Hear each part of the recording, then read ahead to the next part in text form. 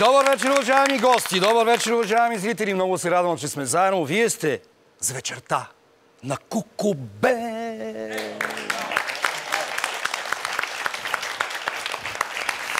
Скъпи приятели, тази вечер ще се потопим в българската певческа традиция, не от миналия, дори от по-миналия век, както и ще направим паралел с настоящето, защото наш гост е най-старият светски хор в България.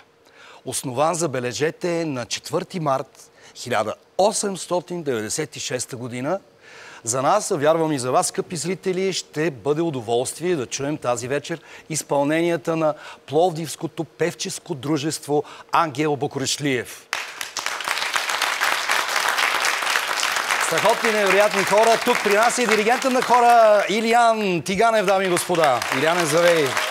Много ми е приятно и благодаря за поканата. Много благодаря, че тази вечер ще си говорим за вашия хор, за теб, за хористите, за музиката, която правите. Как се съхранява една такава традиция вековна?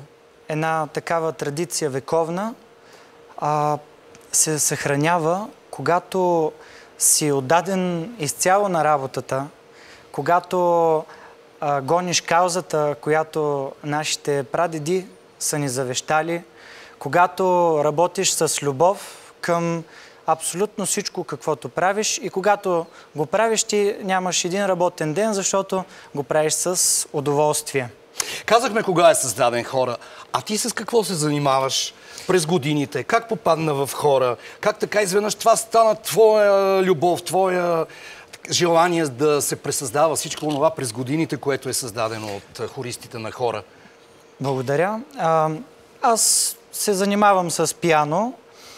Завърших музикалната академия с отличие. Награден съм от Национален фонд култура за културни постижения. И по време на Еразъм в Италия, знаете, всички преживяхме една тежка ситуация с COVID.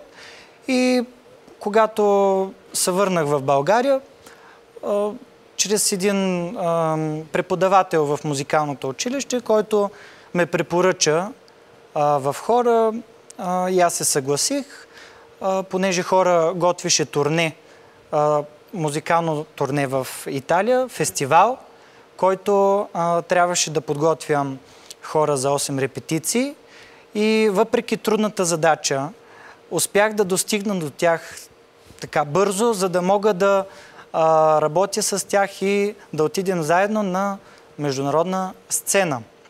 Така голяма международна изява. Ние след малко ще ги видим, тези прекрасни хора. Но ти първия ден какво видя?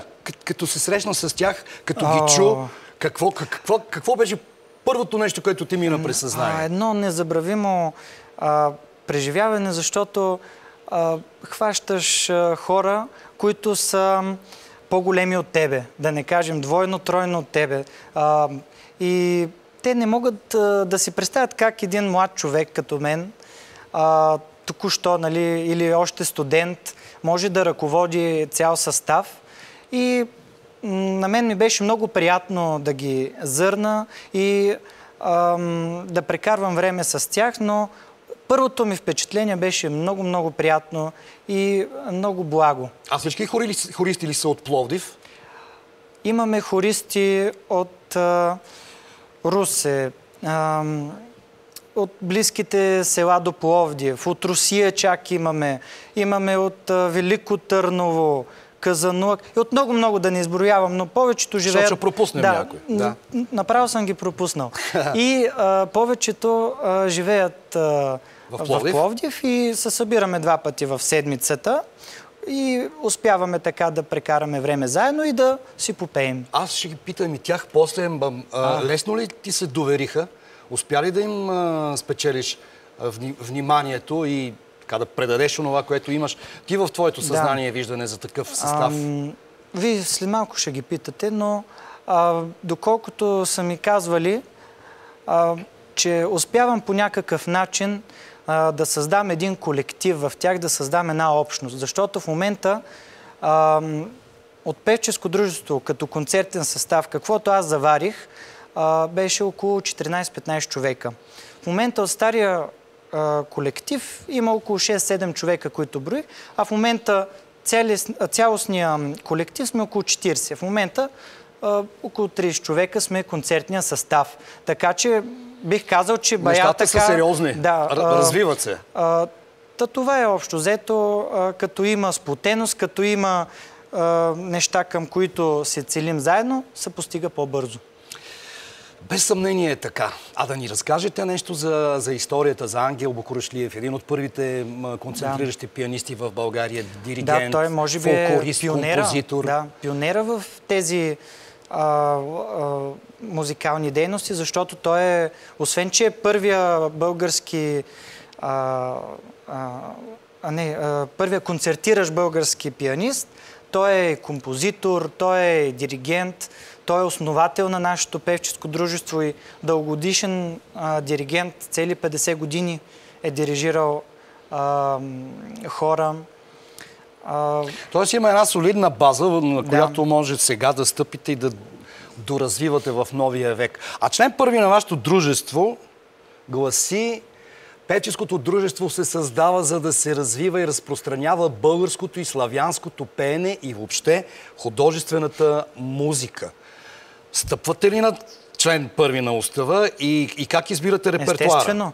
Да, не се съмнявам, но провокирам малко да... Когато се събираме, ние, за нас всяка репетиция е един малък празник и както обичаме така след репетиции, макар и за 5-10 минутки да останем, да си поговорим малко. Ето това ни сдружава. Песента също ни сдружава. И когато имаме тежки, така, как да кажа, в ежедневието, нали, моменти. Всеки един от нас ги има. Утешаваме. И всъщност има някаква взаимопомощ, освен вдъхновението и вълшебството на музиката. Така ли? Това е един химн, който ние имаме. Песента сдружава, утешава и развеселява, който го е написал лично Ангел Букурешлиев и ние го изпълняваме понякога така само и единствено за себе си, за да може да си припомним неговите думи. Аз виждам, че тук има и много грамоти, награди, интересни документи. Ще ни разкажете след малко за тях, какво представлява всяка една от тях. Но сега предлагам наистина да отиваме към музиката, за да не държим в напрежение нашите зрители. Скъпи зрители, първото изпълнение за тази вечер ще бъде на една от най-красивите български песни "Хубава си, моя горо". Стиховете са на Любен Каравелов, публикувани за първи път в списание "Знание" на 15 май 1875 година. А вълшебната музика, която въздига още повече тези стихове и ги прави любими на милиони българи, е на Георги Горанов. Нека чуем това изпълнение.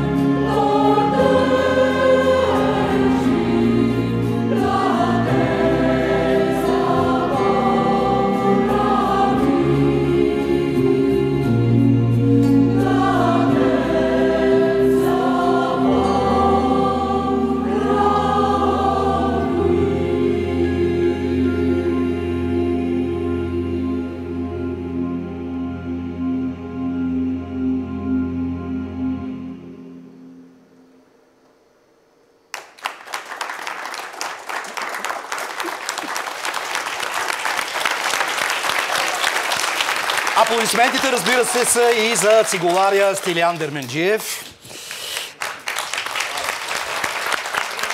Който е мой много добър приятел и така от много време даже сме съученици с него.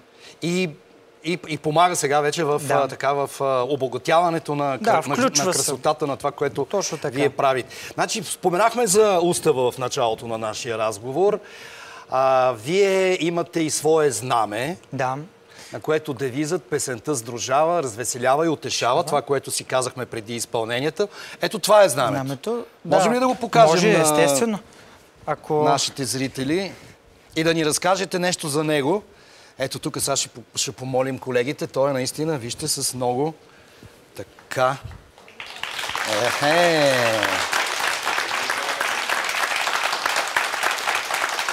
Ние много си обичаме знамето и така всеки път, когато отиваме на участия, когато ходим особено в чужбина, много си го тачим и си го взимаме. Сега, първо да разкажа за, ако може, за през коя година направено знамето. Разбира се, точно това е много интересно и ще бъде важно. Защото в момента виждате репликата, не оригинала, а оригинала е направен една година след основаването на певческо дружество, 1897 година, когато пловдивчани са събрали 50 златни лева, български лева, и е ушито в Бон, в Германия. И в момента той е в музей, а това е реплика на оригинала. Благодарение на предния председател на дружеството, който се казва Александър Георгиев. И сме му много благодарни. За това, което... Добре, а тук имате тези грамоти и това е реплика пък на Панагюрското съкровище. Това е от участието ни в един фестивал в читалище Виделина. Ето така да покажем. И това всъщност... това е... Когато на този фестивал... те ни го дадоха, защото се представихме чудесно с нашия патриотичен репертуар, който изпълняваме с много емоция, с много хъс и както трябва да го пеят хоровете. През годините е имало трудности през войните в историята на Пловдивското певческо дружество, Ангел Бокурошлиев. Имало е даже спиране на творческата дейност, пак възобновяване. А хващате ли си вие сега и ти, ако може, разбира се, на ти, като един млад човек в наше време, така цялото това желание да се прави нещо красиво, да продължи, да го има?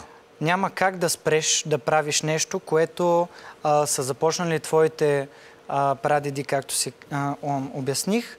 И още повече, че като имате предвид, че нашата сграда е построена изцяло, където ние репетираме, изцяло с труда на хористите, който е наброявал 125 човека, и моята цел е такава, ние да създадем и да върнем певческо дружество в този му вид.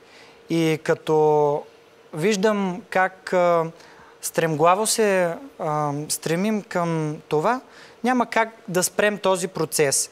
А сега така бих искал да приканя и не само пловдивчани, но и всички, които ни гледат, да дойдат на нашия благотворителен концерт. Кога ще бъде той? Ще направим това матине, така да кажа, защото се пада на 10 декември от 11 часа в Дом на културата Борис Христов.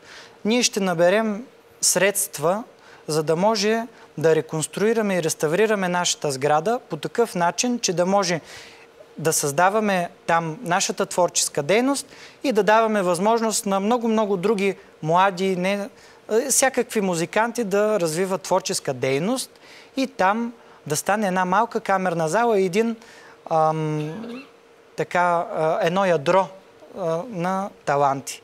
Така че... Ами тук от наше име ви пожелаваме успех в това начинание. Също наистина, ще ви поканим. И благодаря. 10 декември. Да, матине. Това матине в така 11 хубав начин да се ще се включат и други наши приятели. Бих искал да кажа детска китка, да издам просто какво Добре, ще. Детска китка с диригент Яна Делирадева, Мирослав Торийски, Стилян Дерменджиев и Калуян Куманов, който ви е бил на гости тук с акордеона, с разкошните цигански напеви. Танго ще има аржентинско. И няма да издавам нататък, но една страхотна програма, коледна, благотворителна, за да могат хората да отворят сърцата си и да направят така, че да има още едно културно място, където пловдивчани като културна столица да ходят на мероприятия. Уважаеми зрители, сега съм сигурен, че ще се почувствате благословени и възвисени, защото следва акапелното изпълнение на Благослови душе моя на нашите гости от Пловдивското певческо дружество Ангел Бокурашлиев.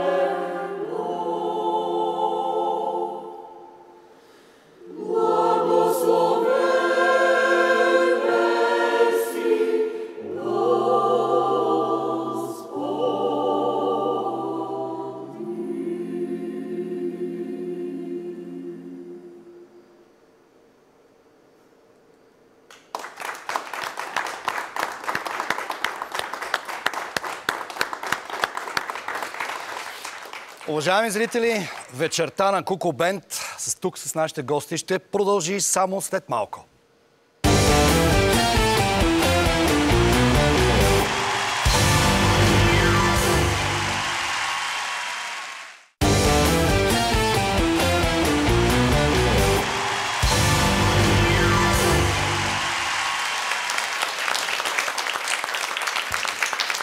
Уважаеми зрители, вие сте с вечерта на Куко Бенд, а наши гости са Пловдивско певческо дружество Ангел Бокурашлиев с диригент Илиян Тиганев. Разбира се, сега към нас се присъедини и Таня Константинова. Благодаря. Здравейте, Таня! Здравейте, господин Воденичаров. Много ми е драго да се видим отново. Познаваме се при от толкова много време. Тук с маестро Евгений Димитров коментирахме ваше посещение преди колко лета? 7. 7. Преди 7 лета, които са незабравими за нас. Тогава в BTV, разбира се. Да, в BTV, но всъщност компанията е тази. Тя компанията е важна в крайна сметка. Точно, компанията е важна и за мен в момента тръпката обаче е същата. Защото всичко това, което се случва тук, е незабравимо. независимо, че съм участвала и тогава, но нерва е същия. Слава Богу, че има тази тръпка. Вие как попаднахте в хора? От втория път. Добре. Първият ми път беше 1980 година, когато, излизайки от хора на девойките, реших, че ми е време да ида в хора на жените, мъжете и така нататък. Застанах пред вратата на певческо дружество, но бях закъсняла. И стоейки пред вратата, чух невероятни гласове. Нещо, което за мен към този момент беше недостижимо. И аз реших, че не ми е времето сега да влеза вътре, макар че след това разбрах, че съм направила огромна грешка, но към този момент казах не ти е времето тук.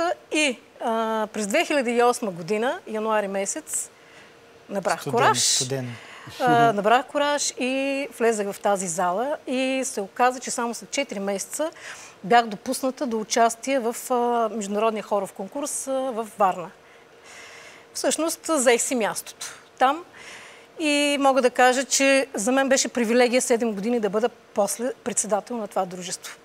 Работата е ужасно трудна за всеки, който се заема с тази дейност. Тя е на ползу роду. Тя не е заплатена и всъщност обираш негативите на тая работа, позитивите са за всички останали. Ти сам знаеш какво всъщност поемаш на плещите си. Ама това е нещо възрожденско има в цялата тази история, за която да, бих казала, че е възрожденско, но сега, след като предадах щафетата на това прекрасно момче. Той е изключително скромен. Дори не ви каза, че неговия брат Чичо е бил почетен председател на нашето дружество. Тоест, кружката си има опашка. Със сигурност. Да. Ето, спести го това.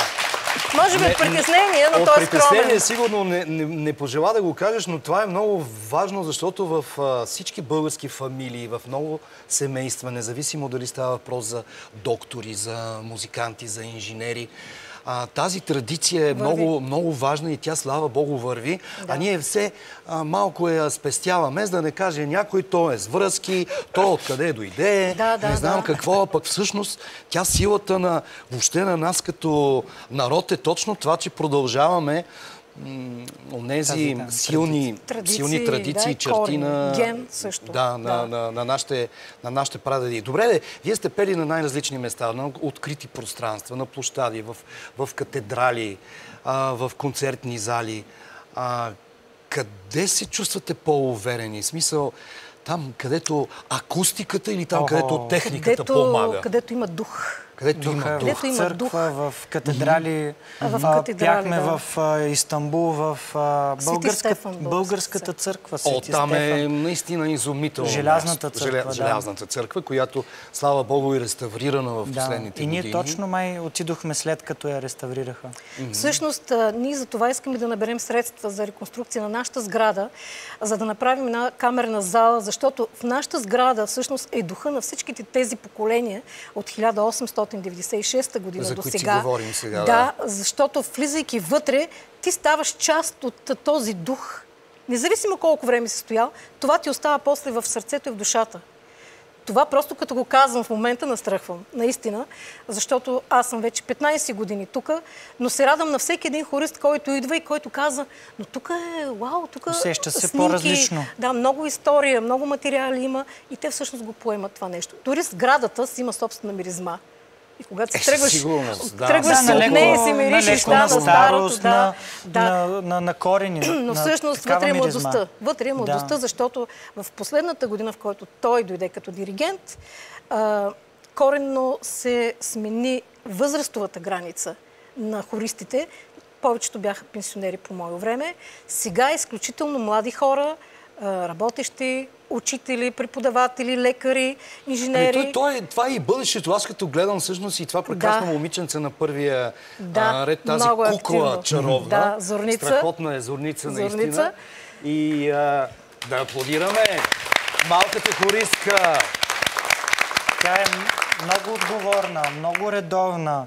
Аз гледам и как репетира. Да. Как ти се опитваш в репетициите, нали, да събереш вниманието. Да. Тя е много концентрира и много внимава това дете. Прекрасно. И това е бъдещето. Това е бъдещето и това е нашия стремеж. Ами един наистина смесен хор в различни възрасти и с различен цвят, различна боя и на гласовете, предполагам.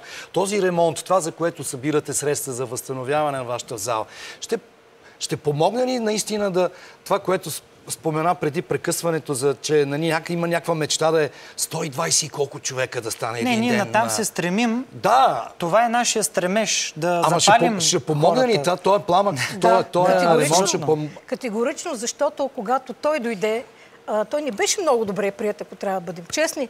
Имаше борба за неговото налагане, защото той беше изключително младо момче, на 21 само.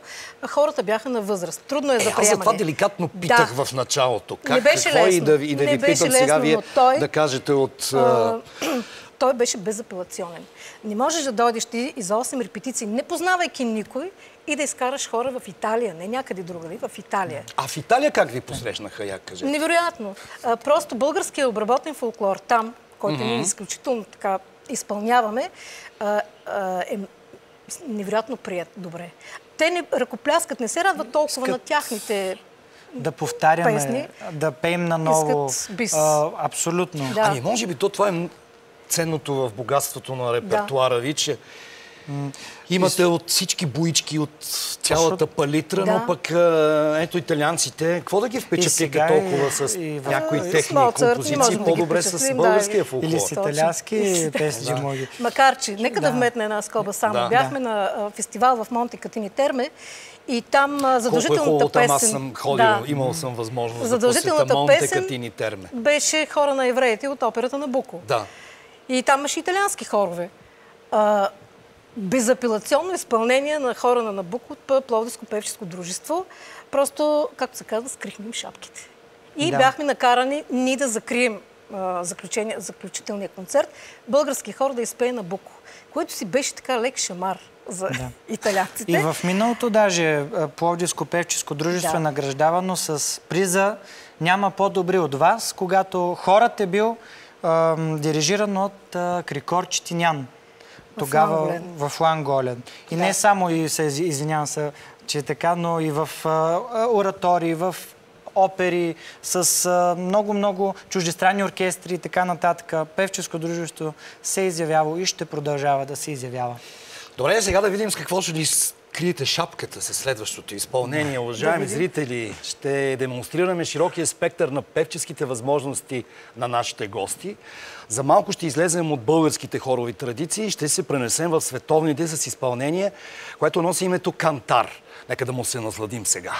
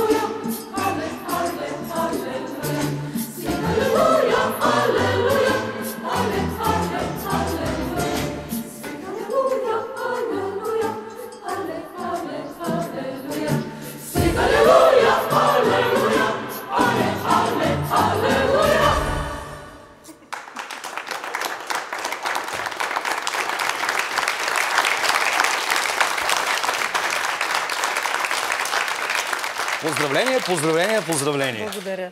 За репертуара. Слуша ли се думата на хористите при избора на репертуара или това е привилегия на диригент? Как взимате решение? По принцип? По принцип знаем как. При вас как седат нещата? Да, при нас седат така. Опитвам се да възобновявам материала, певческия материал. Това не става веднага и защото постоянно идват нови хористи и докато научат стария материал, гледам да вмъквам по една нова песен, за да може да разнообразим и да обогатим материала. Сега, тук, ако ми позволите да направя една така малка вметка, че търсим, освен че сме отворени винаги за хористи, търсим и мъжка подкрепа, защото виждате, че нашия хор е пълен с дами и не само заради това, ами защото мъжкият глас придава една дълбочина на хора, звучност, цвят, предава... Без съмнение, когато имаш ние имаме нужда и от... по-силно смесен хор, като се изравнят, може би ще... И така както е било. Че те ще си прекарат едни незабравими мигове с нас, ако дойдат да пеят с певческо дружество Ангел Бокуришлиев. Ами така като ви гледам, май ще има незабравими мигове. Така че, уважаеми зрители, не се колебайте въобще. Идвайте при нас. Имате ли, ползвате ли социалните мрежи, изобщо новата технология, която е в ръцете на младите хора? Имаме Инстаграм, Фейсбук. Как е Инстаграма? Кажи го сега. Пловдивско певческо дружество Ангел Бокуришлиев. Много е сложно. С лято? Да. Добре. И имаме наша веб-страница. Сложно. Веб-страница много красива имаме, да. Пловдив. Също така могат да ни намерят. .com, нали? Да, за сайта задължително. И във Фейсбук по същия начин могат да ни намерят. Могат да ме намерят по име в моите социални мрежи, като ми напишат името Илиян Тиганев. По този начин също могат. И така, нашата сграда е на много лесно място на пъпа на центъра на Пловдив, на Сахат Тепе. Имаме собствена сграда, която... Супер център. Кой като вас би казал някой като мен, който безкрайно много обича Пловдив? И точно пък това местенце, където си го имате. Искам да вметна по този повод за сградата, че без помощта и подкрепата на отдел култура към нашата община, просто ние няма да се справим по никакъв начин. Имаме изключителен кмет по култура, Пламен Панов, господин Пламен Панов, който за втори мандат сега е избран и ние сме много щастливи от този факт, защото в неговия първи мандат ние усетихме човека, който абсолютно ви подкрепи, ви подаде ръка. Абсолютно във всяко едно начинание, което имаме. Да, и целият отдел култура, който стои зад всички неговия експерти, главни... Изключително отзивчиви хора, наистина експерти в нещата, които правят. В това, което правят. Ето, аплодисментите са за хората от Пловдивската община и от хората, които се занимават с културата в Пловдивската община. Ами няма как.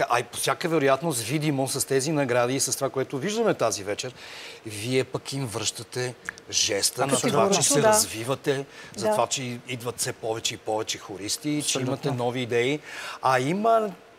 Има ли така, вече пък в самата певческа дейност и като диригент, тези модни тенденции в хоровите изпълнения, позволяваш ли си да тръгваш в някакви по-ярки експерименти или все още сте на ниво да стабилизирате това, което имате като богатство и след това да започнете да правите тези малки допълнения? Говоря като тенденции в последните години. Все едно си бил на наши репетиции, така добре го описа, че аз не знам какво да кажа, но всъщност ние с старите традиции не можем да се раздвинем, защото те са с нас. Не дейте. Не трябва, не трябва. И вкарваме различни мизансцени. Работим усилено върху така, че сценичното поведение на хориста. И много съм доволен от моите хористи, защото те имат изключително уважение към мене, много ме обичат, което е най-важното и ме подкрепят във всяко едно нещо. И аз съм им много благодарен. Няма по-щастлив диригент от мене, да ви кажа честно, когато има такива хористи. Да вметна само. Разбира се, да. Защо смятам, че и му вярвам, че той ще увеличи бройката многократно? Защото когато дойде преди година и половина, той каза: Таня, аз ще ви дам много хористи, аз ще направя нещата да изглеждат по друг начин. И аз му казах: ние за 15 години държим 15 човека сценичен, 16 сценичен екип. Абсурдно е това, което ми говориш, но го отдадах на неговата младост. Точно така ми каза, да. Да, и аз бях от песимистите в началото. Само за година и половина 31 човека от нашия хор са нови. Съвсем нови. Значи вървите към вашия план, за да достигнете до размера на онзи хор, който е съществувал тогава. Сега, знам името на следващото изпълнение. Каква мома видях, мамо? Емануил Манолов, който е стожера на българската хорова школа. И не само. Така, защото това е много интересно. Има то моми, чудни, много, да. Мамо, чудни, мамо, има във всички фолклорни области на цялата ни прекрасна България. Това откъде, в коя традиция е? Коя традиция? Сега ви казвам веднага. Да. Както казах, Емануил Манолов, той е и създател на първата българска опера Сиромахкиня, която в Казанлък я представя за първи път. 2 години след това той си отива от този свят. За него е било страшно добре да пише за хор и да превръща народни теми в обработен фолклор. Да, и то с многогласовете на това, което дава възможност хора. Така че сега ще чуете, това е стила, това е възрожденски такъв много, как да кажа, зрителите ще видят за какво става въпрос. Ще го усетят, да не го обясняваме. Ще опитаме да предадем така, както той е искал да го покаже на хората тогава. И само да кажа, че тази песен всъщност е една от първите от 1897 и 18 година, която се е пяла още от тогава. Всъщност тя е традиционна и вече е на 126, да речем, години. Да. Уважаеми зрители, нека чуем изпълнението на песента "Каква мома видях, мамо". Каква мома видях, мамо, каква мома видях. Каква мома видях, мамо, каква мома видях. Да се пременува, мила мамо, да се пременува. Долу на пчелина, мамо, долу на пчелина, долу на пчелина, малема, долу на пчелина. Всичок пан разгава, малема, ялариза спуща, като бял трендафил, малема, като бял трендафил. Ла-ла-ла, ла-ла-ла, ла-ла-ла, ла-ла-ла.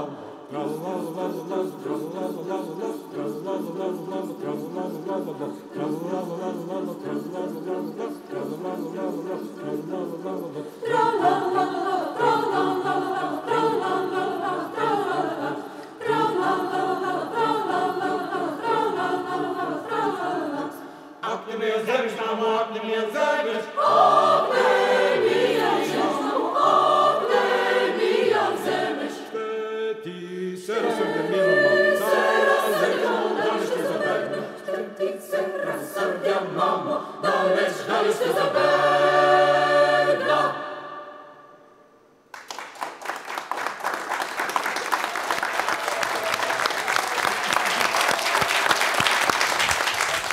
Наистина много силна, мощна песен. Сега вече при нас, уважаеми зрители, да ви кажа, е Илияна Куманова. Нека да я аплодираме. Сравнително нова хористка, да. Ти как се чувстваш в този колектив? Първо искам да благодаря, че те така сърдечно ме приеха. Изключително съм щастлива, горда и за мен е чест да бъда сред толкова много различни, пъстри поколения и тази приемственост, която е вдъхновяваща. Да кажем и нещо за песента, която чухме, "Каква мома видях". Така тя изисква почти съвършенна артикулация. И аз много внимавах, като ви слушах и като ви гледах. Вие упражнявате ли се в къщи, освен времето на репетицията? в залата. Разбира се, всяка една песен изисква изключително много работа. Още повече аз съм се занимавала основно с фолклорно пеене и там действително с артикулацията е нещо, което е изключително важно. Тук, разбира се, продължаваме с упражненията и аз редовно си пиша домашното вкъщи. Упражнявам се постоянно и по всяко време. Да. Много е последователна и така ми е споделяла, че преди да си легне и звучат след репетиция винаги песните. А другите хористи изпълняват ли твоите заръки за домашни упражнения? За домашни. Аз им казвам. Слушат ли те? Да се упражняват пред огледалото, да отварят хубаво устата, за да звучим като един човек. Това е магията на хоровото изкуство.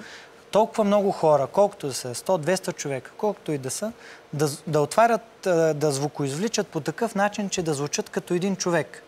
И сега се стремим към това и напредваме лека по лека. А тази магия на работата заедно в хор, в един екип, създават ли се приятелства в хора? Малко по малко. Защото ние знаем, българите сме предимно индивидуалисти. Всеки е сам юнак на коня.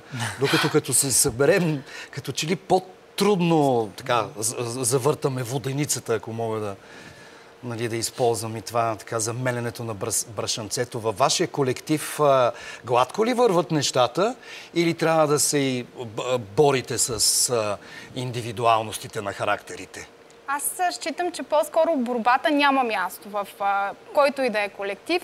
В случая, когато се занимаваме с музика, макар и непрофесионално, се стремим максимално да има разбирателство, да има подкрепа, доверие и, разбира се, по този начин, давайки се един към друг, се създават страхотни приятелства, които именно подпомагат това прекрасно звучение и това щастие, което излъчват лицата ни, когато сме заедно на сцена или извън сцена, даже когато се събираме.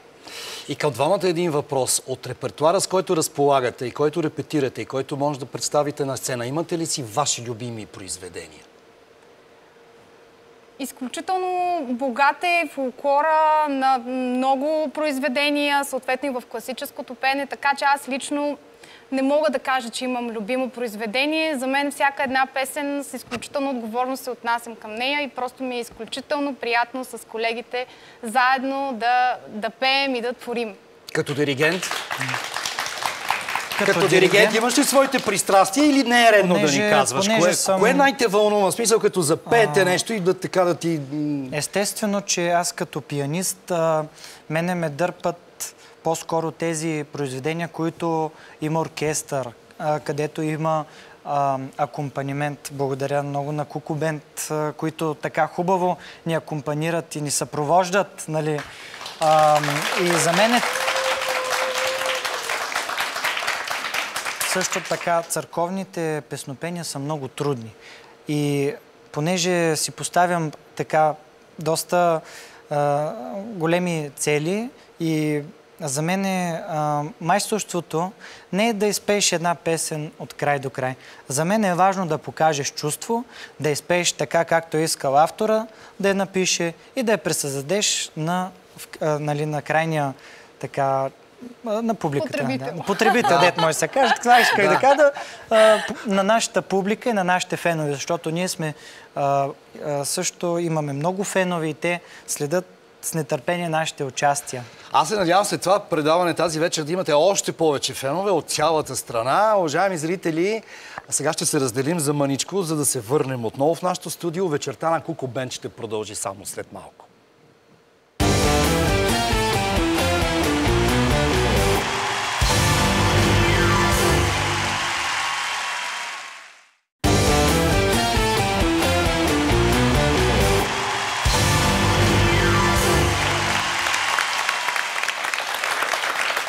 Скъпи зрители, ето ни отново тук в студиото. И така, какво предстои на Пловдивското певческо дружество Ангел Букуршлиев? Предстои ни утре една изява по случай етническата толерантност. Заповядайте. Къде? В София или в Пловдив? В Пловдив, пред нашата сграда. Защото ние сме в София, значи Ден на отворените врати правим. Световен ден на етническата толерантност. Ще го отбележим с подкрепата на община Пловдив. И освен това, нещо много интересно предстои.